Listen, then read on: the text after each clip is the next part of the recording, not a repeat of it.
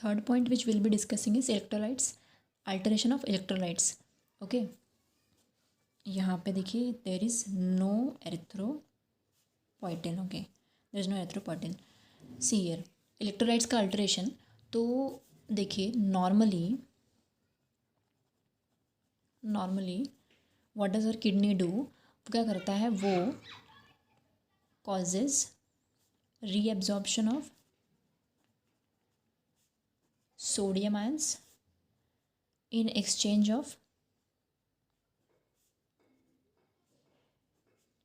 H+ ions और potassium ions. इसका मतलब क्या कि हमारा किडनी जो है वो नॉर्मली क्या करेगा, सोडियम आयन को रीअब्जॉर्ब करता है और उसके बदले में या तो H+ आयंस को या फिर पोटेशियम आयंस को क्या करता है, सिक्रीट करेगा ट्यूब्यूल्स ऑफ नेफ्रॉन में. But here due to its failure, kidney failure हो गया है ना अब, तो क्या होगा, नॉर्मल फंक्शनिंग नहीं होगी. विच मीन्स कि क्या हो जाएगा, which means that decreased sodium ion reabsorption, okay, and decreased H+ ion और potassium ion secretion. This will lead to what, this will lead to increased H+ ion और potassium ion concentration in plasma and decreased sodium ion concentration in plasma. तो ये पहला हमने alteration देख लिया. Okay, next दूसरा क्या है इसमें, क्रिएटिनिन लेवल्स इन प्लाज्मा देखना है हमें. सो क्रिएटिनिन, पहले तो क्रिएटिनिन होता क्या है, it is a metabolite.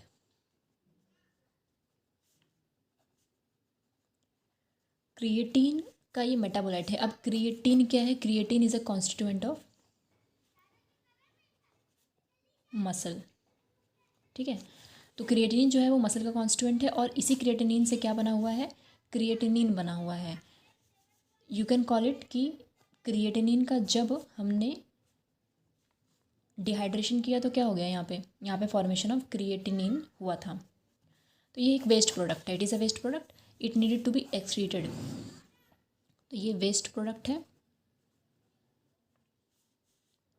Gets excreted out, but due to kidney failure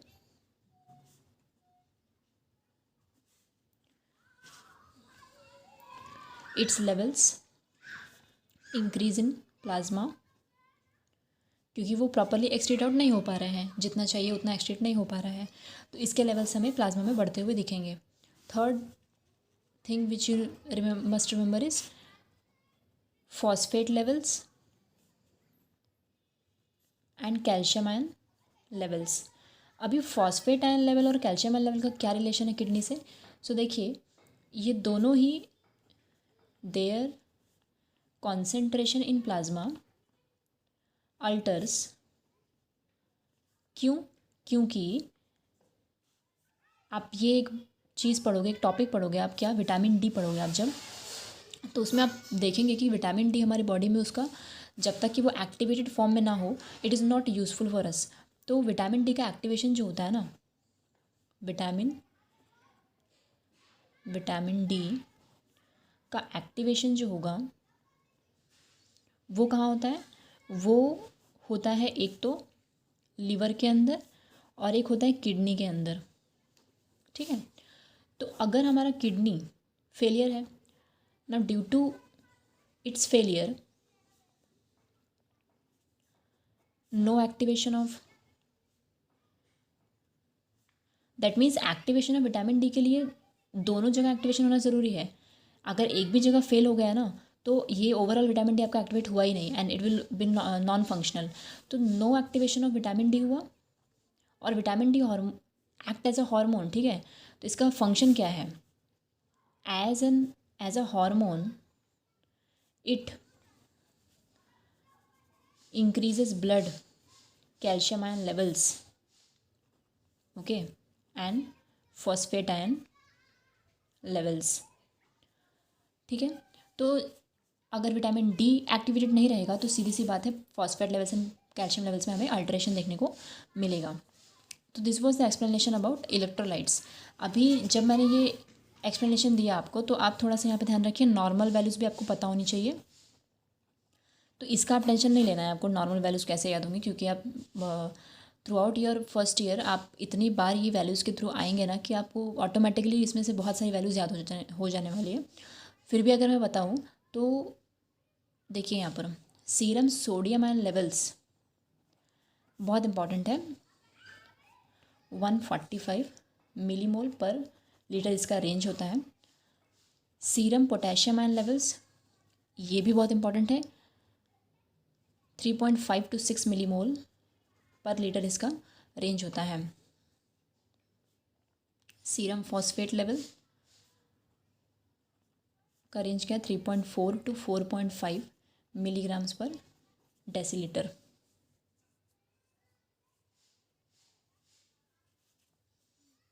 units पर हमेशा ध्यान रखना है आपको। यहाँ पर देखिए पोटेशियम आयन और सोडियम आयन के लिए यहाँ पर लीटर लिखा हुआ है, वेरएस फॉस्फेट के लिए हमने यहाँ पर डेसीलीटर लिखा हुआ है। Okay, then serum calcium ion levels क्या होती हैं, it is 9 to 11 milligrams per decilitre.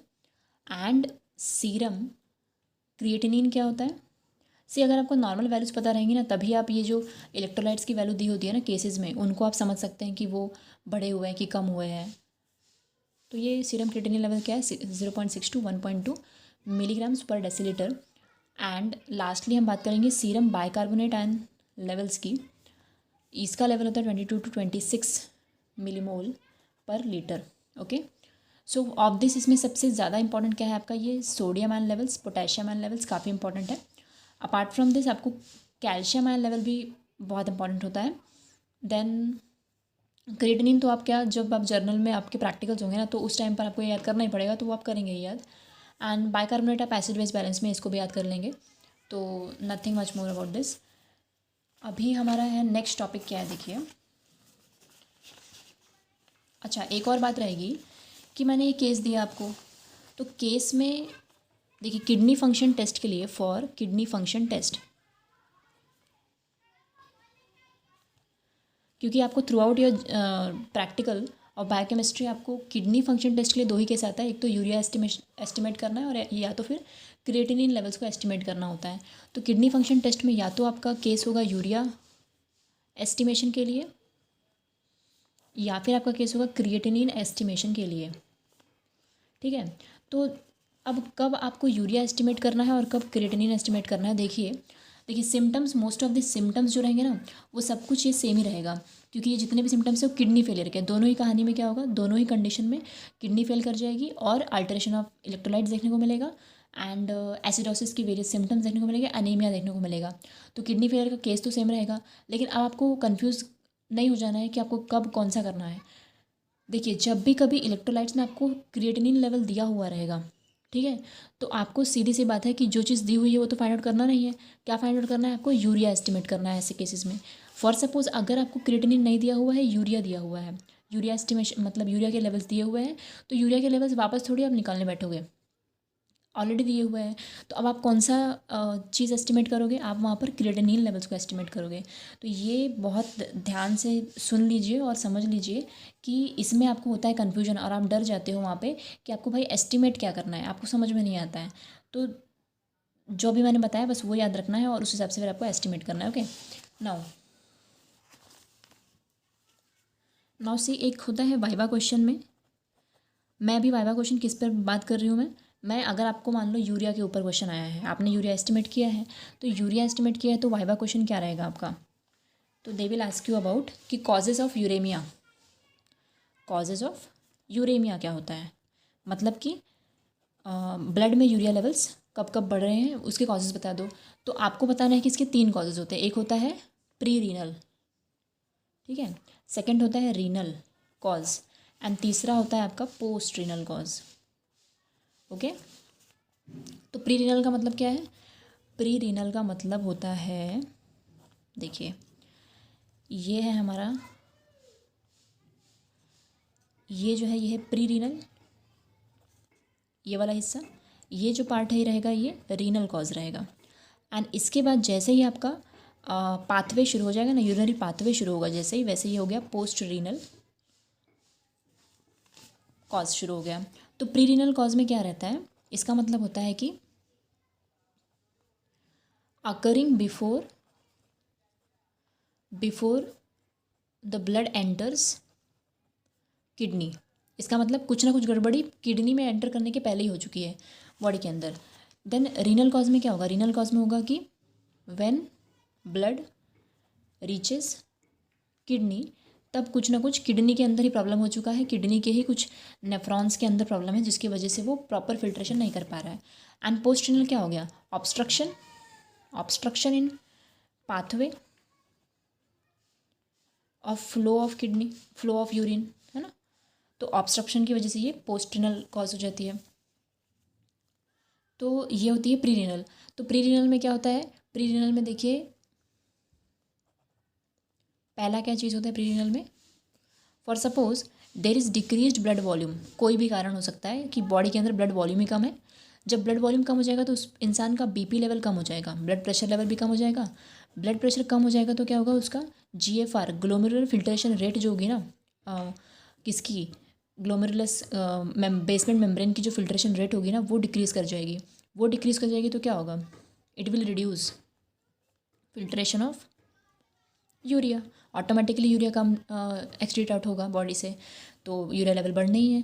Second point क्या है यहाँ पर, इंक्रीज्ड टिश्यू प्रोटीन ब्रेकडाउन। अब क्या रिलेशन है भाई प्रोटीन और यूरिया का, तो देखिए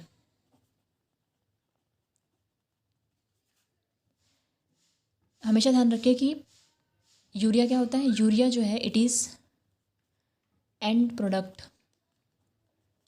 ऑफ प्रोटीन मेटाबॉलिज्म। मतलब जितना भी प्रोटीन आप लेते हैं ना अपने डाइट में, वो जब मेटाबोलाइज हो जाएगा, जब वो उसका पूरा मेटाबॉलिज्म कंप्लीट हो जाएगा और जब वो एक्सक्रीटेबल फॉर्म में बनेगा तो क्या बनेगा, वो यूरिया बनेगा। और फिर वो वेस्ट प्रोडक्ट जो रहेगा एज एन यूरिया क्या होता है, एक्सक्रीट आउट होता है। तो this is the second reason कि इंक्रीज टिश्यू प्रोटीन ब्रेकडाउन अगर होगा तो उतने ही ज़्यादा क्या होंगे, यूरिया लेवल्स बढ़ जाएंगे बॉडी के अंदर, और किडनी आपकी उतनी ज़्यादा उस रेट पर मतलब फिल्टर आउट कर नहीं पाएगी, तो डेफिनेटली यूरिया लेवल बढ़ जाएगा, है ना। थर्ड पॉइंट क्या रहेगा, bleeding with in the GIT, ठीक है, with in GIT। Next renal causes में क्या रहेंगे, रीनल कॉजेज़ में कुछ नहीं है, कोई ना कोई डिजीज़ हो गई है आपकी किडनी में, कोई ना कोई डिजीज़ हो गई है। फॉर एग्जांपल जैसे कि इन्फ्लामेशन ऑफ ग्लोमेरुलस, है ना, ग्लोमेरुलो नेफ्राइटिस हो गया है, तो ऐसे केसेस में क्या होगा, फिल्ट्रेशन प्रॉपरली नहीं होगा और यूरिया लेवल्स बढ़े रहेंगे। देन ऑब्स्ट्रक्शन में तो वही है, स्टोन्स हो जाए, स्टोन्स इन यूरिनरी ट्रैक्ट, है ना, यूरिनरी ट्रैक्ट में स्टोन रहेगा तो फ्लो ऑफ यूरिन प्रॉपरली नहीं हो पाएगा, जिसकी वजह से फिर से वो ब्लड में यूरिया लेवल्स बढ़ी रहेंगी। सेकंड क्या है, सेकंड है obstruction to flow due to what, due to prostate enlargement. तो मेल्स के अंदर अगर प्रोस्टेट एनलार्ज हो जाता है, ग्लैंड प्रोस्टेट ग्लैंड अगर एनलार्ज कर जाएगी तो it will cause obstruction to flow, जिसकी वजह से फर्दर क्या होगा, आपका यूरिन लेवल्स बढ़ जाएगा। So this was all about urea का एस्टिमेशन। इसमें ही देखिए केस सेम ही रहने वाला है। इसमें ही मैं आपको बताती हूँ कि क्रिएटिनिन लेवल्स जो होते हैं ना, जब आप क्रिएटिनिन लेवल्स को एस्टिमेट करोगे एट दैट टाइम आपको क्या क्या वाइवा क्वेश्चंस होंगे और उसमें क्या करना है आपको, ठीक है, वो मैं आपको समझा देती हूँ। देखिए केस हमेशा सेम रहेगा, जैसा कि मैंने कहा केस यही रहने वाला है। डिफरेंस क्या रहेगा वहाँ पर सीरम क्रिएटिनिन लेवल ना दे करके वो लोग सीरम यूरिया लेवल आपको देंगे। सो देखिए estimation of serum creatinine, okay, by what, by Jaffe's method, ठीक है, by Jaffe's method. Jaffe's method से हम क्या करते हैं, सीरम क्रिएटिनिन लेवल्स को एस्टिमेट करते हैं। तो मेथड आपका बदल जाता है, अभी बर्थ लॉट मेथड नहीं है, अब आपका जैफेज मेथड है for estimation of serum creatinine, okay. Now what will be their question, उनका सबसे पहला क्वेश्चन ये रहेगा कि वाइवा क्वेश्चन की मैं बात करूँगी इसमें। तो एग्जामिनर आपसे सबसे पहले क्या पूछेंगे, वो आपसे पूछेंगे कि एक तो क्रिएटिनिन होता क्या है, व्हाट इज़ क्रिएटिनिन, ठीक है। तो मैंने अभी आपको थोड़ी देर पहले इसका बता दिया कि क्रिएटिनिन क्या है। It is a metabolite of creatine, मतलब वो क्रिएटिन से बना हुआ है, एक मेटाबोलाइट है और एक वेस्ट प्रोडक्ट होता है जो कि किडनी फंक्शन टेस्ट को एस्टिमेट करने के लिए हम बेसिकली इसका लेवल्स चेक करते हैं। सेकेंड क्वेश्चन क्या हो जाएगा यहाँ पर, this was the first question जो मैंने एक्सप्लेन कर दिया। Second question and very important question and you must know this, इसको अगर आपने ये बता दिया ना तो एग्जामिनर आपसे वैसे ही इंप्रेस हो जाएंगे। देखिए सेकेंड क्वेश्चन है, इन क्या in pathway of creatine synthesis, ठीक है, देर इज इन्वॉल्वमेंट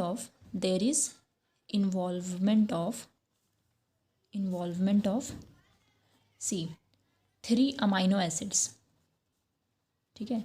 जब आपका ये क्रिएटिनिन बन रहा होता है तो उसमें क्या क्या चीज़ें लगती हैं, तो इसमें एक इंटरेस्टिंग बात है कि यहाँ पर जो भी चीज़ लगती है ना वो 3 लगती है, मतलब 3 अमाइनो एसिड लगता है, 3 एंजाइम्स होते हैं, डिफरेंट एंजाइम्स होते हैं, और 3 डिफरेंट साइट्स होते हैं जहाँ पर ये क्रिएटिनिन का सिंथेसिस होता है। तो ये आपको समझ में आ गया, ये आपको पता चल गया। अब मैं वो पाथवे बता देती हूँ आपको क्या है एक्चुअली वो। तो देखिए यहाँ पर glycine is an amino acid plus arginine, okay, ये भी अमाइनो एसिड है। तो 2 अमाइनो एसिड, मेरा पहला अमाइनो एसिड ये हो गया, दूसरा अमाइनो एसिड ये हो गया, 2 अमाइनो एसिड यहीं पे आ गए। Glycine plus arginine will give you guanido acetate, okay. यहाँ पर क्या एंजाइम लगना चाहिए, यहाँ पर एंजाइम लगेगा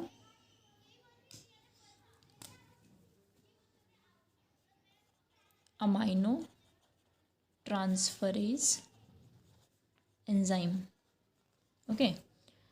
नेक्स्ट ग्वानिडो एसीटेट में मैं क्या ऐड करूँगी, मैं इस्तेमाल करूँगी सैम, मतलब क्या मुझे ऐड करना है, मुझे मिथाइल ट्रांसफ़र करवाना है, मिथाइल ग्रुप।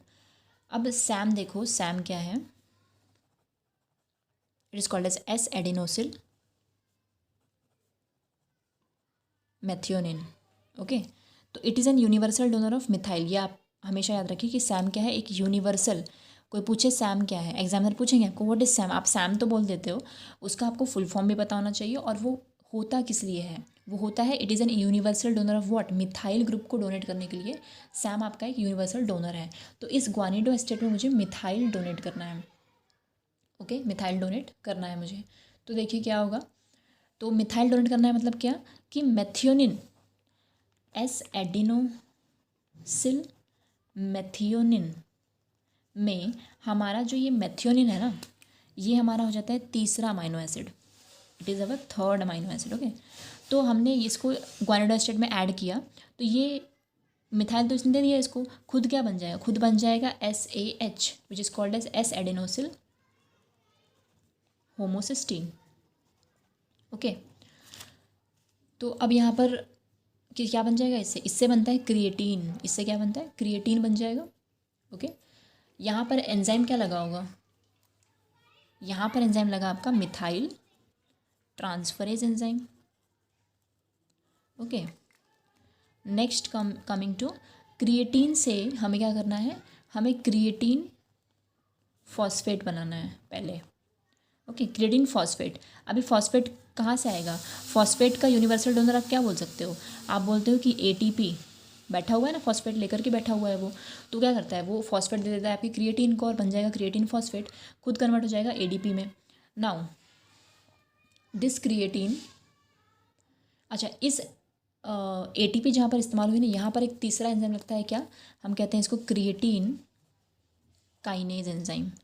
काइनेज कहीं पर भी आएगा ना तो वहाँ पर ATP लगता ही है, तो क्रिएटीन काइनेज एंजाइम लगा यहाँ पर, जिसकी वजह से क्रिएटीन फॉस्फेट बन चुका है। नाउ हम क्या करेंगे, हम इसका एनहाइड्रस फॉर्म बना देंगे, मतलब वाटर रिमूव कर देंगे हम इसमें से, और ये क्या बन जाएगा, क्रिएटिनिन बन जाएगा आपका, ओके। तो यही तो हमारा मेटाबोलाइट है जो हमको चाहिए था, क्रिएटिनिन बन चुका है।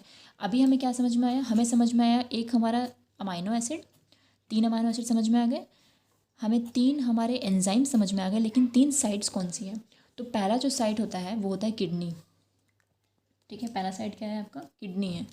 तो ये जो होती है ना, ये स्टेप जो होती है वो किडनी के अंदर होती है आपकी। ओके, देन ये जो मिथाइल डोनेशन है ना, ये कहाँ पर होता है? ये लिवर में होता है। मिथाइल डोनेशन लिवर में होता है। और फिर हम बात करें, ये क्रिएटिन फॉस्फेट से क्रिएटिन जो बनेगा, ये कहाँ पर होता है? मसल में होता है ये। ओके, ये मसल में होता है। तो दिस वर द 3 साइट्स। तो ये पाथवे, ये साइकिल बहुत इंपॉर्टेंट है, क्योंकि इसके ऊपर क्या होता है? वाइवा क्वेश्चन आता है। Next, coming to another viva question क्या रहेगा? Which one is better for kidney function test, है ना? अमंगस्ट यूरिया एंड क्रिएटिनिन कौन सा बेटर है? तो हमारा आंसर रहेगा creatinine. Creatinine is better. Why? Reason is कि पहला रीज़न तो यही है कि its levels does not depend on dietary protein. Okay, जो आप डाइट में प्रोटीन ले रहे हो ना, उसके ऊपर ये इसके लेवल्स डिपेंड नहीं करते हैं। वेरेज यूरिया के लेवल्स डिपेंड करते हैं डाइटरी प्रोटीन पर, वो चेंज हो जाएंगे डिपेंडिंग अपॉन डाइटरी प्रोटीन कितना है। सेकेंड बात याद रखो कि creatinine starts accumulating in body, it starts accumulating in body only when GFR is less than 50%। इसका मतलब क्या? इसका मतलब क्रिएटिनिन का फिल्टरेशन काफ़ी बेटर, फिल्टरेशन रेट इसका काफ़ी अच्छा है when compare to urea. Okay, तो it is completely filtered out in the by the kidneys. So this is the second advantage creatinine का ओवर द यूरिया, जिसकी वजह से हम क्रिएटिनिन को बेटर मानते हैं for the estimation of kidney function test. Okay, next, अब आप इतना बता दोगे ना तो एक और क्वेश्चन वो पूछेंगे, what do you mean by what is Lohmann's reaction. Okay, they will ask you कि व्हाट इज़ लोहमन्स रिएक्शन। तो लोहमन्स रिएक्शन देखिए, लोहमन्स रिएक्शन